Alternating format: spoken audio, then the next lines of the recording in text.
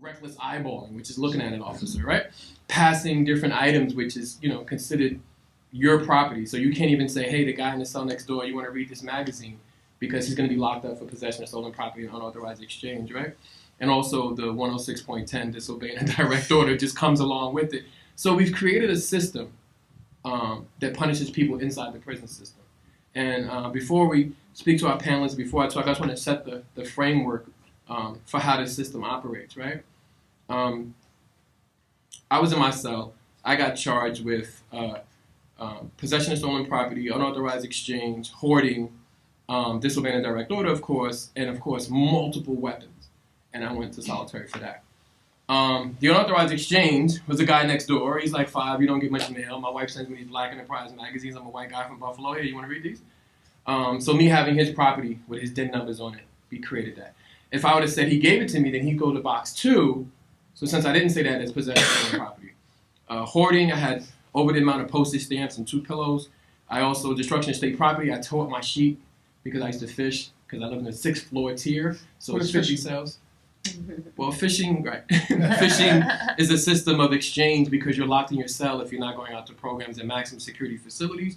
And then for say like Auburn, where it's 50 cells and then 6 floors of that and then 6 floors behind that, we have an intricate system, because if he's on the 3rd floor and I'm on the 6th floor and I need to get a bag of rice from him and I got a can of corn and he got a can of beans down the hall, we're going to make a meal together. It's also when you confine people in small places, the human thing to do and the human reaction, the normal human reaction, is to connect with the next human being next door, the next human being down the hall, right? Possession of stolen property, unauthorized exchange, and then also possession of multiple weapons. I'm an artist. I do portraits, so the CO written up as 24 sharpened wooden objects, basically pencils, right? And I had a permit for that, which they just took off the wall when they came in.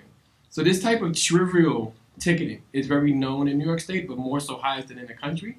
So 5 out of 6 people are in solitary for New York State for non-violent rule infractions.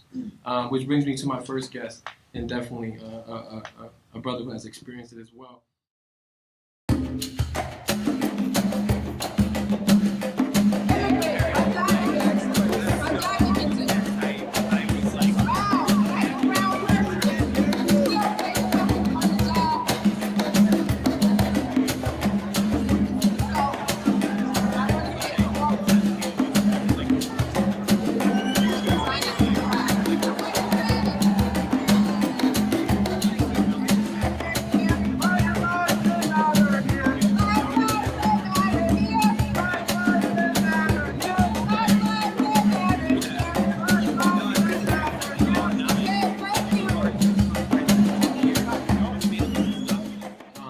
Your name, sir, and maybe speak about your experiences, but also the New York Campaign for Alternatives to Isolated Confinement. Okay, my name is Sekou Shakur, and I had the fortune or the misfortune, depending on how you look at it, to spend 34 years in the New York State Department of Correction. I've been home March will be 4 years. Of all the maximum security facilities in New York State, the Max A, that's the highest level facilities. I spent at least I've been in every one of them at least one time, except for the double bunks facility, because I refused to double bunk with another man. So all the maximum security, I've been in the special housing units at least one time. So that's a number of facilities. And as he said, you can be in there for anything from an extra bag of sugar to assault on staff. Most of my infractions were the more severe ones. But the level of humane treatment that goes on in the Department of Correction is just like you saw in the film, and watching that was kind of difficult for me. I didn't think I wasn't prepared for that, because that's what goes on, and the friendships you see, the people losing their mind, their sanity, losing their purpose, losing their strength. Young people, sometimes you got guys in there, 16, 17-year-old, where the mind is not fully developed, and they put them in a cell. And some of the cells that you saw, we had open cells, what we call, where you could reach your hand out through the bars and touch and pass. Well, those are no longer too much in the system in New York State. Now they got the cells where you're boxed in, you're closed in, you're in that cell by yourself. So just imagine being in that kind of confinement 365 days for like 20 years. And that's the majority of special housing units are built like that now. So it's a dark place to be. I don't know how some of us get through it.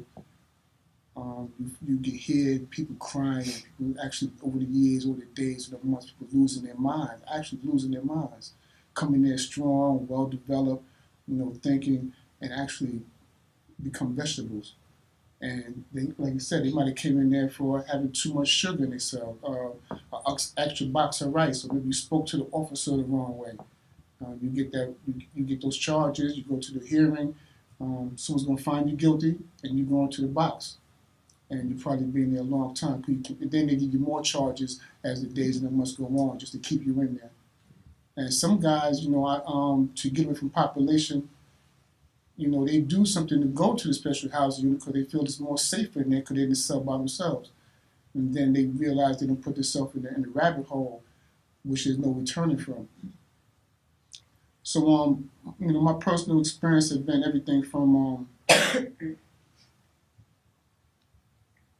torture. I've experienced torture in the special housing units. And when you're young, you think that this is just part of the course. It was a time that whenever you went to the box, an aspirin came automatically with it. Yeah. That was guaranteed. You go to the box, you automatically going to get jumped on. Off the gate. Before you get to the cell. That's just automatic. And that was just how it was. I mean, things are a little different now, but it's still brutal. It's sadistic, and it looks like some of the worst correction officers take their jobs of working in the special housing units. They are the worst of the worst. Shakur, you mentioned seeing the youth, right? And I want to let everybody know that, we live in a state where 16, 17, 18-year-olds are prosecuted as adults.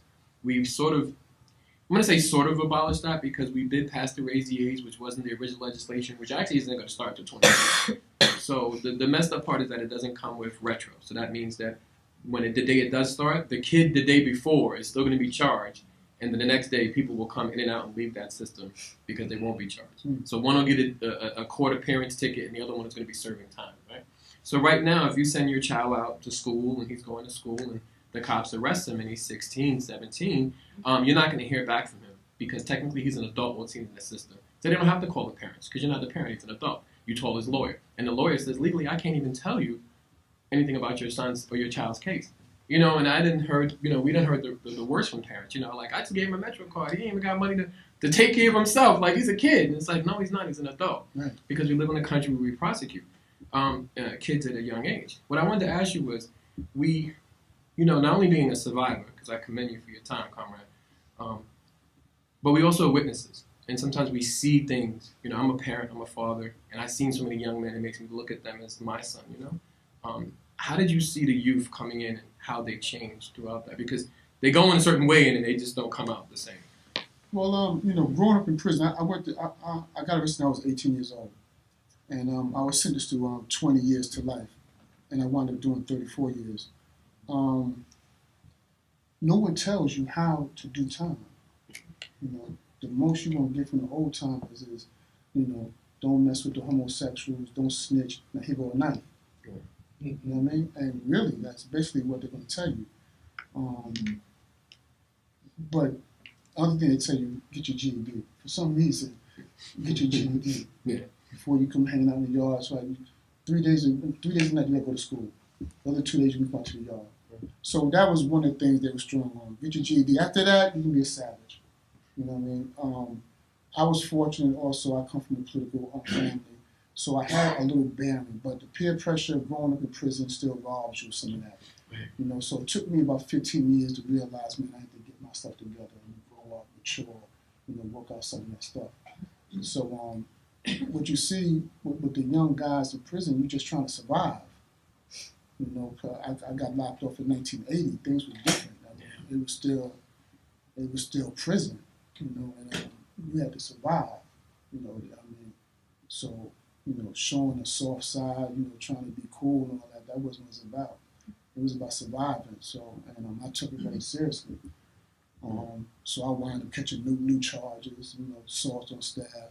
That's what I wound up being all the special housing units at least one time, because I had to go out of that, had to go through that. Right. So as you get older though, and you mature, you get some, little knowledge on you. Get some knowledge, get some courage, some real courage. Then you start seeing the young ones come through, and you want to make sure they don't do the same thing that you did. You don't want them to grow up the way you grew up in the prison system. So we try to give something back to them and do the best we can. And then that comes with some struggle with the staff. Right. So that costs you some more problems with them. So then you become an influencer. Yeah. Right. Kayla, my sister, I love you. Please let everyone know what you do. Kayla's an amazing, amazing woman, an amazing activist, organizer. Please tell me. Thank you. Hi, everybody. My name is Kayla. I served 5.5 years in a New York State prison from when I was 18 to 23. I've been home 2 years. And,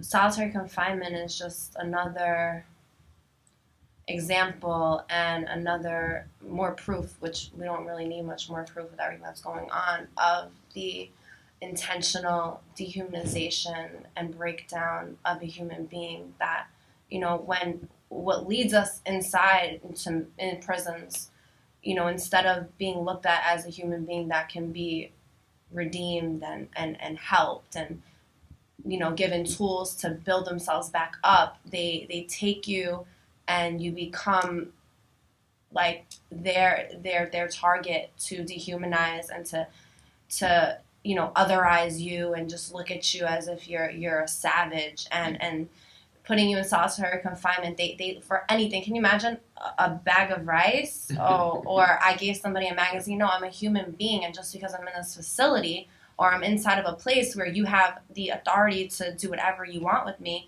doesn't make me less human. So if I want to look at a magazine because you have a rule that is so something that you wouldn't be able to follow by because it's stripping you of your humanity and of your basic human living, you're going to use that and lord it and put somebody in a space where that damages them for life. Like, people need to understand that, once you're aware of what's going on inside of these prisons, it becomes your moral responsibility to actually fight to change it, because if not, you're just co-signing torture, because there's collateral consequences that impact you, yourself, and society. Because guess what?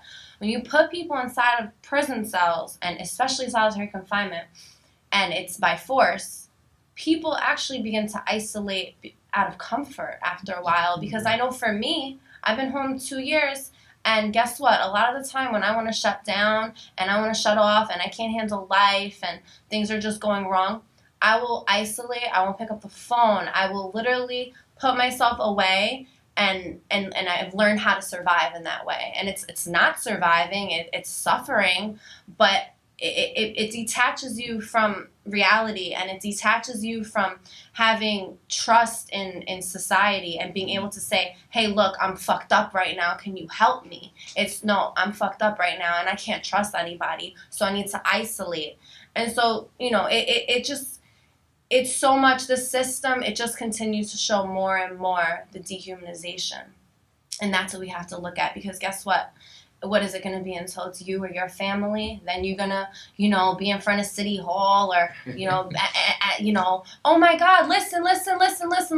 Okay, but, we've seen over and over and over again that it happens to other people. So this is something that, it's getting worse. It's not getting any better. They're banning people to reading certain books right now. It's just the stripping of a human being. And anytime you're intelligent, or if you're trying to help the youth, they will put, that's how, that's like a mini form of political prisoners anyway, of like any sort of politics, any sort of trying to overthrow a system, they want to stop you at that. And it's overthrowing a system to bring humanity. So, I know for me this was like disturbing, and I was kind of just like, wow, people suffer. I know people that have done time like that too in solitary confinement. That I know a man, what did he do? 33 years before he died? He came home. What, he died after a month? What, he died 2 months after he came home? Oh, that's my friend, Chaz. Yeah. That's my partner, Yeah. Chaz Ransom. Yeah, 92 days. Yeah, he was home. Yeah. Not even, and Chaz came home first day right to my office. Yeah, and I met He him. was already Got right busy. busy. And he actually got to speak with Oprah and Yeah. did the interviews Yeah. with Oprah. And can you imagine? He had his own film, just doing a Tribeca, everything. and the people don't realize that, you know, things like this, it causes people to die early. You know, like we're literally losing people because the mind is so fragile. You know? You know what kills me? What I always wanted to ask you, Kayla, I'm glad I got you in a little spotlight right now. So, you know, on the cups of this women's rights movement and a lot of things that should have been happening nationally, of course, and equality, there is no sort of focus, which of course your job is, and you're focusing it back into the prisons as well, saying this is great, but we have women suffering. We have women still being shackled during childbirth. We have women who are in solitary who are 9 months pregnant, and at the time that they have birth, they're shackled to a bed, chained to a bed. They go into the delivery room. Baby goes one way. They go back in the cell. 9 times out of 10, one of the babies or them is going to die, right? There's also no human rights as far as women in unique conditions, right? So if you're in solitary, you're not getting no sanitary napkins. They're just going to give you a half a roll. You're not even getting a shower. You're not allowed to take a shower, and it's like, does this treatment measure out to what you're saying that a person did wrong? Like, at any point, is it okay to say that someone's human rights are not, they're not allowed to be treated like a human being? It's just, it's so outrageous to me. And then the whole idea of someone being shackled while they're giving birth, it's almost like people have to stop looking at, you know, COs and these people that are enforcing these laws. They have to say, like, would I want this for myself? And take a genuine look. No, you would want compassion. If that was your child and say she did something, you would say, no, but this is my child and I want X, Y, and Z for her, and you should have some sort of understanding and compassion. It's like, it's almost like they put on that uniform or they get that position and it just puts on this shield of that, like, otherizes you from them, and like their humanity is like so superior and yours is just so the language, you become non-existent. A body, you become a package. Yeah, you know what I mean? You become a number. Right. You become a number, and you become almost like a commodity and something for them to poke at and take out their issues and their anger. And that's not what we need. That's not what we want. That's not how can we live in a society and expect to be progressive and to be proud of where we come from and to, you know, just say that we're even caring human beings or that we care about human rights if this is what's going on, and these are the people that we're commending, and that when they die they have these honorable funerals and they're just such honorable soldiers and heroes. And no, how you treat what society defines as the worst, who the worst are usually people that are a reflection of systems that have failed them, you know?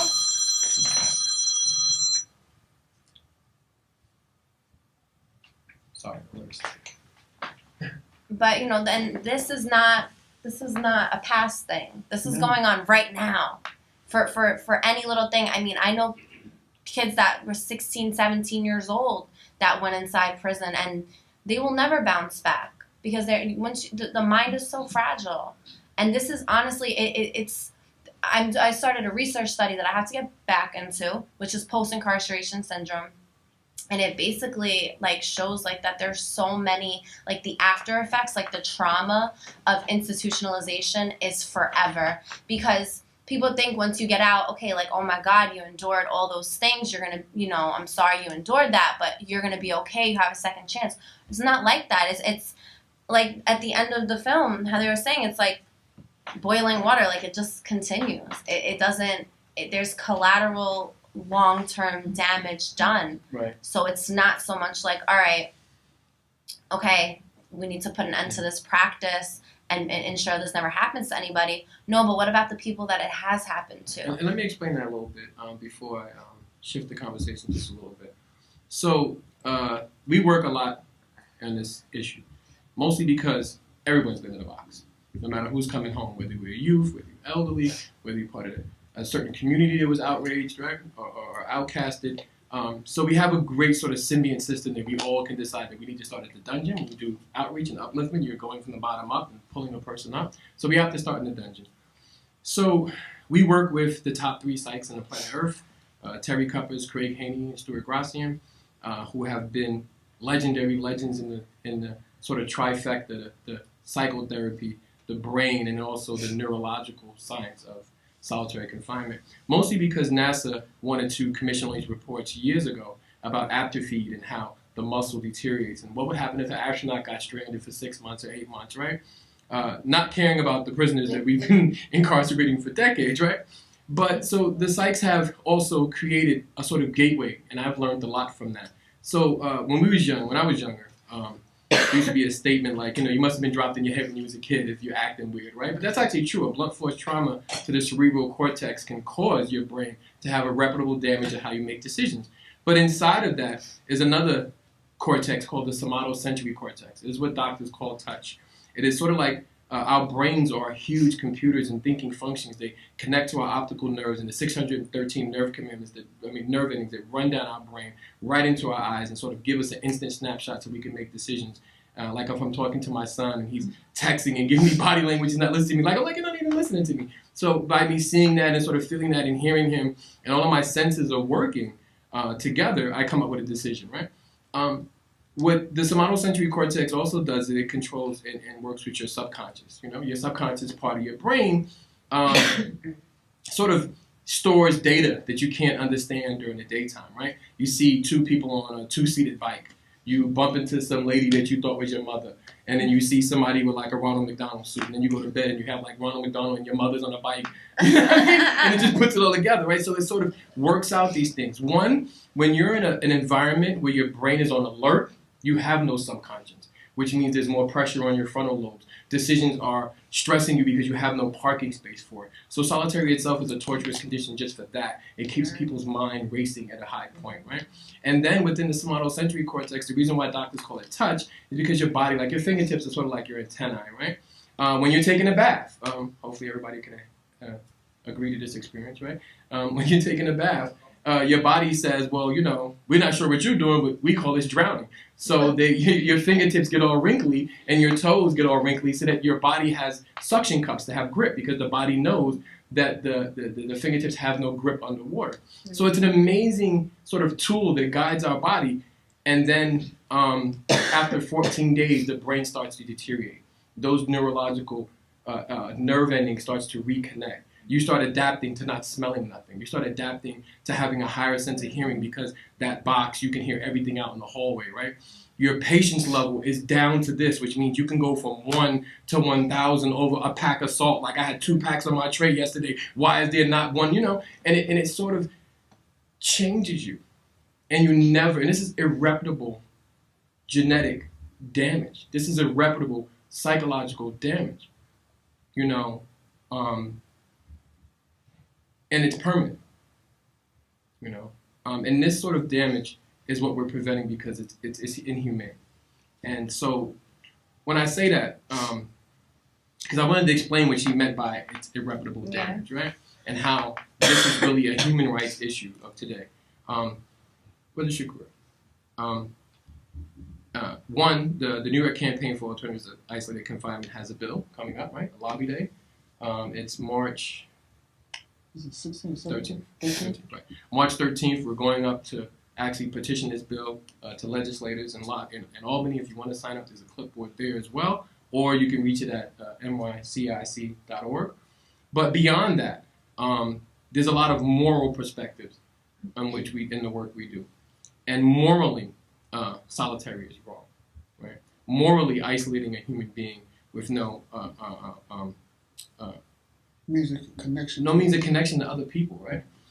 So, in your experience, in the time that you've done, what do you see some of the leading factors of people going to solitary? We know that substance abuse is the number one, right? People getting caught because of drug abuse. And then that sort of sets a cycle when you get to jail. A lot of mental issues now. You see a lot of That's what I was about to get to, right? You see a lot of the young people with mental concerns. And it might be due to substance abuse also. But you see a lot of that now. A lot of the guys on medication. Yeah. And you didn't see that before. You might saw the older guys on medication. But now you see a younger population on medication. It might be due to the experience of prison itself and just dealing with it, trying to cope with it. Yeah. I blame New York, and people always say, why did y'all start in New York? Like, Robert's from Texas, and, Albert's from Louisiana. But why did we start in New York is because all of the rules and laws in this country, a lot of them was created in New York, A lot of people don't, Nowadays, you hear more of Rikers Island, but people forgot that Ellis Island was the port that brought everybody into this country, right? The 62 counties that we live in New York State also have 70-something facilities and 2 female facilities. So people would cycle and funnel up into the prison industrial system, fed up into these rural areas, right? So as your neighbor is moved from your community, and every empty seat in this theater counts for a person in prison, that town is benefiting from that. That area is benefiting from that, right? Yeah, politically. Politically, right. So, what was, 106.10, of course, but what were some of the reasons that you've seen other people go to the box? Well, if anything, anything from a fight, disobeying direct order, you know that. Right. Which we have to say is whatever Yeah. the CO says, whether it's right or wrong. Yeah. Right.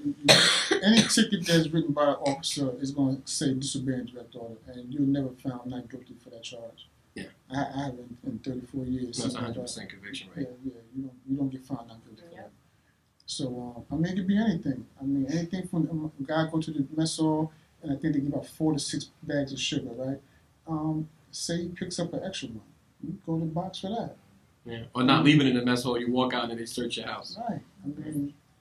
It could be anything. Just think of the minor thing you can do to the most serious thing, assault on staff. I kind of see it as a breaking of human nature, because the normal things that humans would do to another human being, like if you needed something, I might just give it to you, right? Unauthorized exchange. Unauthorized exchange. There's no talking to a person, right? So if you're talking to a person, I remember I was in Lakeview, and I got a ticket for talking too loud on the gate. I was like, there's microphones on the camera?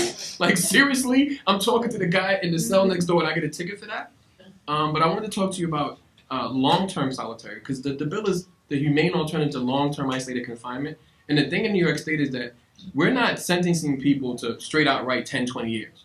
That person is catching reoccurring tickets. One day, I get insulin, and I'm diabetic. I was in Lakeview, and I was getting insulin, and they brought it to my cell. And so the needle broke, it sprayed a little blood on how she was going. But I'm just out of insulin. So I only have like about, the next day up until the next morning until somebody else comes. And this is 3, 4 o'clock in the afternoon. So I'm done till the next morning, and hopefully that guard. So this guard is my only chance of getting enough insulin to stay alive and sort of have this, continued status, I have to say. There was no way for me to get this sort of momentary moment. Because people think that you're hanging in the gate, you're talking to the COs, like you have this great connection and communication. They're trained not to make eye contact. When you serve the tray, they open the slot, they put the tray there, you step up, you grab the tray, they close like that. It has to be done just like that. And as soon as I just said, hold on a minute, oh, you're holding up the feeding, and then another ticket, right? So the pervasiveness of petty ticketing, can you speak a little bit to that, maybe your experience on what you've seen? And What's a ticket? What's a ticket? Well, ticket is a misbehavior report. Right. Any charge, any violation of any of the prison rules, the officer is going to write a ticket. So that ticket, you're going to get a written report of what he says that you did. It's going to go to a sergeant or lieutenant, and you're going to go before a hearing. And please break that down. And a kangaroo court, basically. You know what I mean? And you're going to plead your case, call witnesses, and then he or she will find you guilty. Yeah, you're not gonna win. Yeah. Right. That's You're just the not. way it goes. Yeah. So, the question about you said, what can you? No, I'm just saying, elaborate on some of the things that you've seen that people have caught tickets for, like silly situations sometimes happen. I mean, passing something, talking in the hallway, giving someone some food, talking too loud. More than 5 people in a group. More than 5 people in a group, not getting to your cell on time. Just think of it. Just the most simple, silliest things. Being on the phone too long. I was in Kaksaki, and the Donnelly brothers, I hate them. They used to roll tissue down the tier, and wherever it stopped, you're just getting a ticket. They open your, give me ID, just herb tickets all off the gate, and it was very famous for that. Yeah. It's sort of a scary sight. Because, for a young person, too, because it's 2 tiers, so it's like 96 cells. And they tell you don't talk on the tier. Yeah, they say don't talk, and then it's quiet. It's literally quiet guys because, go for it. Yeah, they will pull you out, and way down the hallway, like a little city block long, they come down here, and they'll never come back. Yeah. I remember that. I didn't stay there long. Kayla, some of the challenges that you've seen women go in and come out, right? The hard part, I think, is not going back in a second time. You get a ticket, you go in. Some people don't never come out because of their conditions. They continue to deteriorate. But a lot of times people come out and they're 100 times worse than they are when they come in. Well, their ability to even communicate on a level that's, they kind of want to be back in isolation.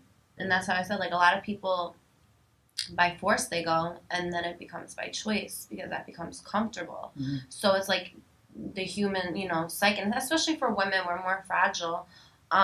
It's just broken down so much. You just learn to surrender, and then you just become comfortable. And I've seen a lot of women that, all right, I'm going back to the box, like, and they just like lost their mind almost. And for some people, they're kind of like the life of the facility because they're always doing something that's just outrageous. But then when you look at it, it's like they were created in that sense to be like that. They want that, and so that they can have an excuse to physically put force on that person. Or it's sad. I saw a lot of people, and I've heard a lot of people say, I want to go back. All right, it's my vacation. That's where they become comfortable. But, like, can you imagine? And then that happens out here. So what I was saying for collateral consequences, like, this is not just, the people that get, caught up in the system. Like, other people suffer from this because family members deal with this, loved ones. Imagine, coming home and you get into a relationship and, this person doesn't know your history like that. They might know, but they don't understand. They're not your family. They didn't go through this with you.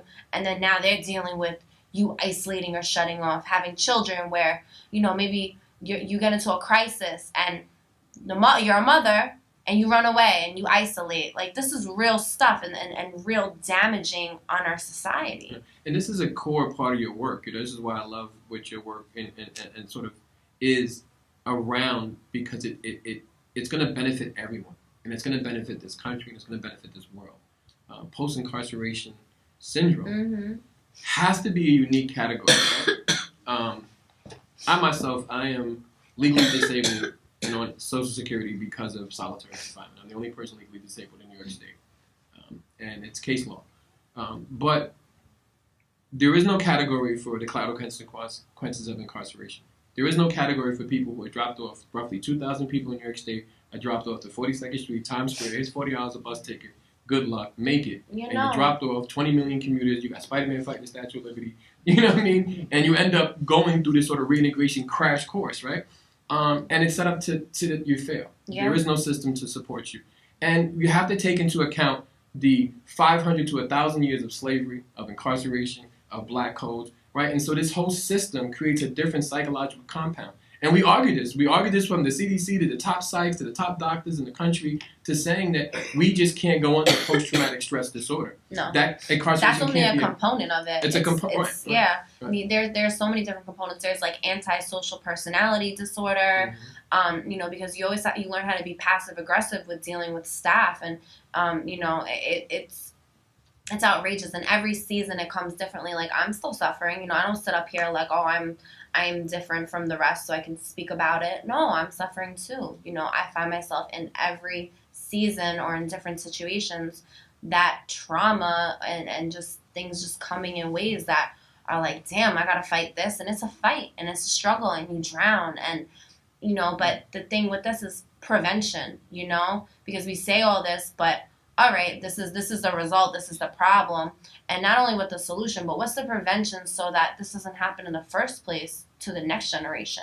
Because this will just continue on, and I really think that it begins with trauma treatment, because everything is trauma. This, we go to prison a lot of the times because of our trauma, because of our unresolved issues. So it's taking into consideration of human beings, like how people treat, how guards treat us when we're inside, how they don't have this human compassion, is the same way that ACS and all these other systems don't have compassion for children when they're acting out or when they're abused or when they're violent or showing signs. So it's almost the same thing, except it's magnified and it's illuminated on a much higher scale. But It's the same thing. So children, invest in them instead of looking to treat, oh, you're bad, you're bad, you're bad. No, let's have some human compassion so that, guess what, in 5 years from now, that person that, you know, has been the black sheep or been, you know, always told that they're bad, that instead of them going out to a gang because that's where they feel comfortable, because those are people that have, again, been told they're bad, they're bad, they're bad. So finding some sort of solace and comfort in people that they can identify with, instead of that happening, we're actually building these people and saying, you know what, let me correct your behavior rather than condemn you. Mm-hmm. And then maybe we could stop the cycle. Because it's all a reflection of the same thing. It's just different, what the school to prison pipeline. Yeah. It's and then all these that. systems that exist, you said it so right, and I want to touch upon that. These systems, and I want to ask you a question. The systems that exist out here are replicated inside. Yeah. Right? So anybody ever heard of stop and frisk, right? Stop and frisk is something pretty pervasive in New York. And stop and frisk is the practice of, you know, like I gave you an example and keeping an eye. I'm sitting in the projects, I'm hanging out, and with a few friends of mine or something, in the housing cop pull up and jump out, and hey, you have ID, do you live here? They pat you down, they search you, right? That's just sort of stopping you and frisking you and asking you, trying to catch you in a crime. And then over prison, I'm in the yard, and the guard jumps out on me and says, let me see your ID, put me on the wall and pat me down, like, what do you got on you? I'll send you to jail. I'm like, I'm already in prison. He's like, oh no, this is not prison. We got a box downstairs for you. That's jail. This is population. So there's sort of this symbiont system. Right now, historically, and of course, financially, it's the same systems, the same contractors that built the prisons and built the projects, built the prisons in New York State, the same developers, the same iron company, the same Otis Elevation, core craft, the materials made in the prison then are sold back to the projects. Mm-hmm. And you, the citizens, are all the dupes. You're paying over $200,000 per person on Rikers Island. You spend $70,000 to $100,000 per person incarcerated, depending on their age, because you're paying more for kids and more for elderly and more for women, right? And all of this is because I think a lot of times citizens don't know, right? How many people here know their senator? How many people know their assemblyman? Right? How many people know their city councilman? Right? These are people who are representing. I'm glad you do. These are people who represent your opinion in the state, in the Senate, in the assembly, in the community, right? So even just a handwritten letter saying, why am I paying $76,000 for upstate and Southport alone? Why am I paying $5 billion in the state for incarceration? Why do I have a governor whose father built these solitary units and won't close them, right? And why am I paying for that, right? And I believe that sort of responsibility allows you to then speak from a constituent point, right? Because in New York, it's the highest. We just beat San Francisco for the most expensive place to live on the planet. Why is that? Because majority of those increments on your taxes is government spending on incarceration, prison, jails, the over-incarceration, right?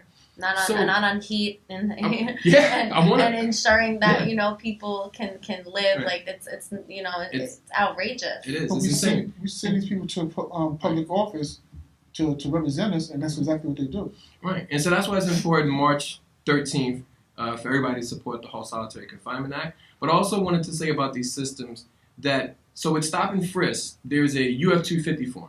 And they just changed it actually, which is even worse. The UF 250 form was a form where a cop had to say why he stopped the person, like kind of write a little sentence. And then the ACLU started using those little sentences against the officer. So they made it multiple choice, like walking too fast, walking too slow, not walking at all, right? So they can stop anybody in those sort of categories. Now they have it what color you are and what community you're in, and they can label you a gang member and you go into gang registry. But it's so similar that I've seen that when I was in the prison, because that officer is getting paid. When he goes back to his precinct, it's like, good job, Dave, you made us some money. You got a collar, right? And that little pink slip goes in the box, and they could have accountability. So the same system is sort of in prison, where the guards are doing the ticketing and charging you $25 per charge. Yeah. Right, the Island is $25. The state's $5. So I think that's $5, sorry. Right, and you just mentioned that. My last time in the box was actually for that. A cop pulled me over. He thought I passed him to a friend of mine. And he said, what you got in your pocket?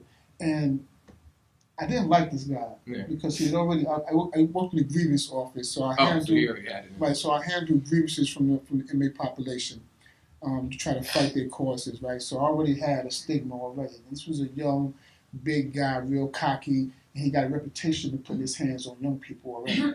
So, and I didn't like him already, and so when he approached me about that and told me what you got in your pocket, it just took me to another place. So that was my last time. I was in Shawanka, and I went to the box and got shot to Auburn box for that. Mm. But that's what they, those kind of dynamics that go on. Right. You know what I mean? You got these young guys. And to be fair, too, because I've learned over the years that not to put everybody in a box. Right. You know what I mean? Some of these guys are young, they're impressionable, just like when we were young, we were impressionable. And it works for both sides, man. Yeah, it does. You know what I'm saying? So they're coming in young, trying to prove themselves like we were young, trying to prove ourselves. Nobody's unaffected by the system. Right. Yeah, it impacts everyone. But what's a impacts shame is everybody. that they're, trying to make a name for themselves, but it's the fact that it's like that's what they're trying to make a name for, that doing that gives them a name. Instead of, having some sort of helping and humanity Right. and mentoring even. Like the guards could be so much more instead of just being an oppressor. But you know what? I used to hate COs. I'm not gonna lie. And when I came home, I started and founded the Student Alliance for Prison Reform, which is now the nation's largest student group. And one of my students, Savannah, she threw a conference up in Canton, New York. The town is famous for lifesavers. That's it. That's it. There's nothing else in the town. There's a gas station, there's a jail, there's a lifesaver factory. That's it. And there's a diner, and it's Stewart's. And she threw a conference where she had people who were students who family worked in corrections. But now their kids are Amnesty International students. Now their kids are working for a Student Alliance for Prison Reform. Now their kids are doing solitary protests, right? And it became this sort of heated argument. At the end of the argument, it ended up being, well, how would you think I'll be able to put you to college? How would you think I'll be able to afford this? There is no other opportunity for me upstate in this rural county, right? And then the students used to come to me one by one, and it kind of broke my heart a lot. Like 5, you know how my dad is when he comes home? He's in the kitchen pacing back and forth, drinking a pint of gin. By the time he goes upstairs, he sleeps for like 2 hours. He jumps in the shower, and he's right back at work. Mm-hmm. And I didn't really contemplate that I'm seeing the same face for years and years, 8 hours a day. Right? How is it impacting him? Mm-hmm. Right? It's only making me more dangerous for him, right? In this environment. So it's two ways too. And we don't think about that. And we don't think about how we're spending for supervision and damaging those people as well. And if we really wanted to, we would put more resources there. New York, we seem to be very well building this way. And there's no resources upstate. You know, the dairy farmers and the farmers upstate don't have, and the produce farmers don't even have a market to sell to, right? So they have to sell to the prison, right? They just exchange that for labor. Yeah, So literally, Herman Bell that's changed that. that's all the investment is, and that's the key too. Like, divest in these type of systems, and in this labor, and create more things that are not about helping people, rather than you make a lot of sense though, because you don't think about that. You don't think about how they're even used as pawns in this whole thing. Yeah. I want to open up for questions, and I just want to mention a very big part that Kayla's work as well, and with Elaine Bartlett, who's in the room, I want to shout out. It's called Participatory Defense, and it's a project in which people can actually give input on their cases, right? When a person goes to jail, we tend to don't see the ripple effect of the impact from the mother, from the daughter, from the community, from the church member, from the principal, from the school, from the daycare, from the babysitter, right? And this is the neighborhood who knows you. These are people who can actually make statements and maybe account for your time in certain places, or during disciplinary hearings and sort of character witness statements, right? And it's important to gather that, because that would help a person go to trial. We live in a state where 97% of the convictions are all plea bargains, which means nobody's going to trial. You see horrible cases when you do go to trial, like Khalif Browder, like other incidences that happen on Rikers all the time. Bradley Ballard, Jerome Motai, people are dying and sort of being murdered, but also remaining there for 3 years. Like, why is this person here for 3 years? He was just trespassing in a hallway. So participatory defense is done by life to life, life on the outside, and also Exodus transitional community. And I think it's going to be a new system of data accountability and sort of bringing community members together and saying that, this one person is suffering in this dark spot, but this is the impact of so many other people from that. And also, on top of that, it's just basically giving the people back the power, saying that it's not just left for the DA, the judge, and the attorney to kind of just do whatever. It's, we have a say, and, our communities can come together and hold them accountable and humanize the person instead of them just being, condemned for what they did, rather than the whole picture being painted of who they are. Right. Yes. So I wanted to open up and ask anybody if they had questions, whether it's about the film, whether it's about solitary, what you can do. One is just what you said. How does that work? Does the judge see the things that people say about the person?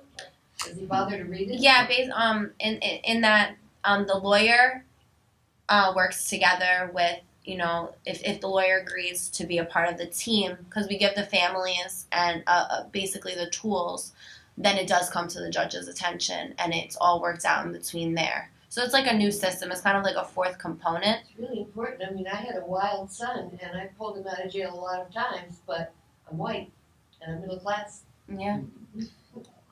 And you're conscious, just being able to say that. Yeah. Oh, when Louima I called in all the time saying, the cop said, threatened my kid who was 15, we're going to send you upstate New York and stick a gun butt up your ass. But they didn't do it because he's white. So I kept calling in saying, hey, we got all lucky. Yeah, but not. I heard him say something about a ticket and $25 fine. You telling me you have to pay for a ticket and then go to the box? Yeah, it costs. Yeah. They're gonna find a way to make some money off you. Mm-hmm. I mean, this is America. And anytime you get a ticket, you have to pay. You're gonna pay. You found guilty, you're gonna pay for it. And most people, exactly, I was just gonna say, I was just gonna know, or say that you don't, and you're getting that 10 cents an hour, and that's the money that you need for, to survive, for maybe pads or sanitary pads or a soda or anything, toothpaste. Yeah. They take it out of that. Yeah. And so you don't make $5 a week. And do understand that nobody is getting paid in jail, right? So you get 16 cents an hour at Department of Corrections, and there is something called medium withdrawal. And what that means is if you have fines and court fees, then they'll take out up to 75% of that. So you're getting 75% of 16 cents, and then they're taking that too. Now, no, you're getting charged too, because when you... Ferguson, now yeah, definitely. We currently have, I wrote a bill with the speaker, and it's against JPay. And JPay charges you for depositing the money, and then charges him for taking the money and spending it. So you're getting double booked and double billed. One of the great accomplishments that I want to say with this campaign that we've done is one of the legislations I wrote was on the loaf, and we have that abolished, right? The loaf, yeah. The loaf is a torturous component that if it's a meal punishment. It's basically taking cabbage and baking it into a loaf of bread and then freezing it for preservation and then defrosting it and giving it to you. Mm-hmm. Has anybody ever had defrosted frozen cabbage with bread? It's pretty. So it's basically gonna give you diarrhea and strain your system. And it you'll binds get that you for 2 badly, days. yeah. And that's what they give people in solitary confinement. Like that's like the last way to punish you. Right. So we abolished that in the group. We also ended old box time on Rikers. That was also one of the legislations that we did with Councilman Drum with Jails Action. Because I felt that, and I always want to shout y'all out and basically uplift your voices too, because it's only done by post-incarcerated leaders. And it always struggles me. Like, nobody thought of this before we came. Like, before we thought of writing this bill, nobody thought of this. Like, the fact that you can go back to Rikers 10 years later and they just throw you back in the box. Like, so I think it takes... I want to salute both of y'all and give a round of applause because, post-incarcerated leaders are always using their own trauma. And we relive trauma every day, sad to say, to teach and educate y'all. Yeah, and so, but the thing is that it's like, for me, I don't want every time, it's just not to, I want it to be a purpose, apply it, don't just, oh wow, that's, another horrible thing going on in America, well, and it's hopeless, like all of our voices together and people actually strategizing and organizing and coming together, because you don't have to wait to be impacted to make the change, because you may not be directly impacted, but everyone is impacted. No, right, but I'm saying not exactly. We all are impacted, but the proximity of it, where you feel it in your, in your heart and every day. And I always want to remind that New York State has a very unique law that's in the state constitution. So everyone convicted in New York State has to return to their county of conviction. So your neighbors are returning. How they return and their mental stability of their return is really dependent on you and your legislators. Yeah, that's part of the work that. Well, that's part of the work that we do now. I'm an executive director of a nonprofit organization called Challenge to Change, and we started that program while we was inside, and it was such a success. The Department of Correction co-opted the program and made a mandatory program for everybody. It's called Thinking for a Change now. So, and that's what we're looking at. We want to make sure that the men and women that come home on better conditions than they were when they came in. Yes. So that's what we're doing to them. Vital component. Question, sir. A challenge to change. One of the things that was in the film, as well as in the Khalif Browder situation, seems to be the plea deal. And it seems like those people who refuse to take a plea are treated more harshly than they would be if they, took the plea deal. Could you speak to that? Or? Well, I think the example of that, lately we saw that the football player that stood up for Colin Kaepernick and he took the knee. So he's making a stand against the system. And whenever you make a stand against the system in America, that's what you're going to do. You're going to get the full brunt of the system against you. Mm-hmm. And that's part of what's going on. So when you go to court and you say that I'm not taking the plea, so you should turn looking at you like, how dare you not? Right. Oh, you're not going to take the plea? Then I'm going to do everything. I'm going to bring the whole weight of my office against you. To get you to take the plea. Yeah. Yeah, to break you down. Oh, they got places that break you as well. So let me just speak a little bit about Rikers Island. And so while you're being remanded on some charges, because mostly, majority of the charges is about bail. And bail is basically about if you have money or not.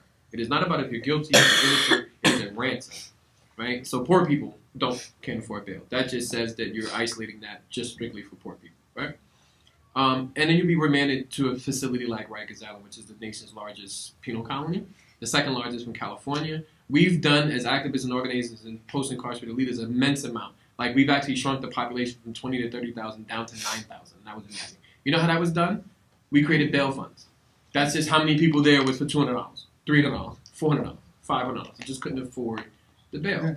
And so within that environment, it becomes this sort of keg, this powder keg, in which you're beaten every day, the offices every day. Please go to Incarcerated Nation YouTube and watch the Rikers documentary, or be here on the 8th and you can see it and speak to other professionals from the Department of Correction as well. And within the film, I did a film with Bill Moyers and sort of mapped out how the system molds these characters, right? So when you go to Rikers, they have the first 6 cells are for house gang. And whatever gang is sort of the biggest in the house get those cells because they get the jobs. The jobs pay $11 a week for maintenance. In other words, your maintenance is cleaning up after 11, but I need you to lock everybody in at 10 because I know you need to go see your friend and go do something or hang down there. So, right, and it empowers you. And then you're my point guy. So now I bring in drugs, I give it to you, and then you just give me cash in the day. So I'm leaving work every day with a couple $100. I'm leaving work every day with money. And if something happens to you, you're the usual suspect anyway. You're just going to go to the box, right? So that system is where you're waiting to go to trial. And you could be doing 6 months next to the guy doing 10 years, next to the guy facing murder, next to the guy who's doing 90 days, next to the guy who's leaving tomorrow. And this sort of powder keg creates a pressure where you're like, I just want to get out of here. I'll take whatever it is because I'm gone. And then the overcrowding, and you have to also include the ingredient of mass incarceration. So we have 2 million people. You can't service nobody. So your next court date is 2 years from now, a year from now, right? So even if you are going to be let free, that's going to be a year from now. But they're offering you 6 months and 5 years probation. Exactly. You're like, I might as well just take that 6 months, conviction. Get out, and then you have enough, right? Yeah. So plea deals don't work. A lot of people sit back and watch Law and Order. And they think that there's this hyper-masculine lawyer and there's a defense team and there's a morally impeded judge who just, want to do the right thing. Like, no, not with a 2-block line in front. You got to service people like next, and it becomes this supermarket style of justice. And in those words, I want to say thank you all for coming out tonight. And if there's any additional questions, we're going to be here as well. Through the effort to close Rikers, New York City has a chance to not just shutter its torture island, but to re-envision criminal justice.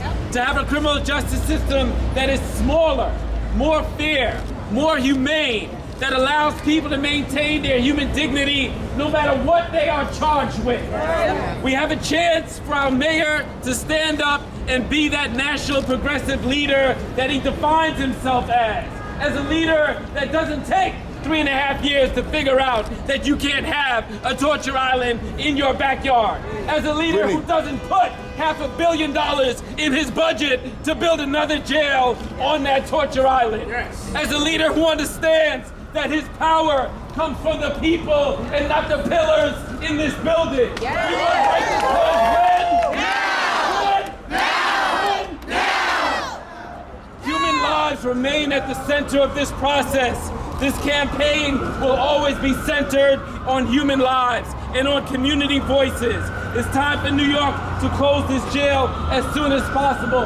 Not in 10 years, now. Not in 10 years, now. Not in 10 years, now. It's time for New York City to end its broken windows policing. It's time for us to reform speedy trial. It's time for us to have a more fair bail system. It is time to end the criminalization of black and brown communities in one of the most resource-rich, progressive cities in the United States. If any city in the United States can figure out how to close a torture island 200 feet away from one of the busiest airports in this country, it should be New York City, and it should be at the leadership of a mayor who holds himself out as a national progressive leader. Show me the money. Brothers get caught up for the cheese like a trapped mouse. At 15, he saw his first trap house. At 16, he pulled his first strap out. No home, he found shelter in juvie prisons, DC jails, Rikers Islands, new beginnings, Nubians who never knew what royalty felt like. Never wore his belt tight, so besides his pants, his gun was all he held tight. Life on hold, strong soul who became weak for his wants. I see him once a week, he been sitting for months. I go in to do my poetry workshop. The potency his words got can't be confined by all the police the world got. He told me he worked out. His pop's a boxer. Pictures of Pacquiao on his wall. Just like him, he's powerful but small. How is a social worker supposed to nurture a child's dead spirit? Early murder, court order, life a living abortion. Born from holy water like the river of Jordan. Now a cash cow to a prison who won't give him a portion. I tell him, hold your head. Without the army, he's a soldier. At times his arms get too heavy for his shoulder. The burden his mom's carried like a boulder. Every day he's getting older. Just had a birthday. Who programs? He got an A on the survey. Never been dumb. Though his literacy level is below sea level. Caught up in the beast, the D-level. Eyes on fire beneath the tea kettle. Now he's 18. Release date dreams. It's about time. Thought he was free till the gatekeepers gave him adult time. When will the bulb shine in this dark hour? In his bloodline is star power. No BET, a smart scholar with no GED. Intellects, young Malcolm X in the feds like FedEx mail. They shipped him to federal jail off to Michigan. Family can't afford to visit him. Recidivism in the prison system is the heartbeat of Wall Street. Private jails create profit sales. Every time we hear the bells on the clock, black males are the stock like slaves on the dock. Now check this. Prison complexes in Texas decreased because of less entries, more exits. The state lost money, so what's next is go after the Mexicans, immigrants all together. Arrest the guilty and innocent all together. More cellmates to fill more bed space. If not, they lose money. More dead weight is called capitalism. That's why we face capital punishment 40 years after in prison. Verizon stocks rising from collect calls, leeching the life behind these dead walls. In this game of debts and debtors, some met some mentors, men torn from the thorns of crooked judges. Nickels a day for cooking lunches, hundreds of push-ups, hooks and punches, abundance of prayers and books from pundits. Keep his mind clear, refuel, seeking renewal. In cuffs, he's a jewel in the rough. From the streets where life beyond 18 is iffy. More black men in jail than slaves in 1850. Now seriously, look in the mirror, see, and tell me that's not a conspiracy. Shut it down now.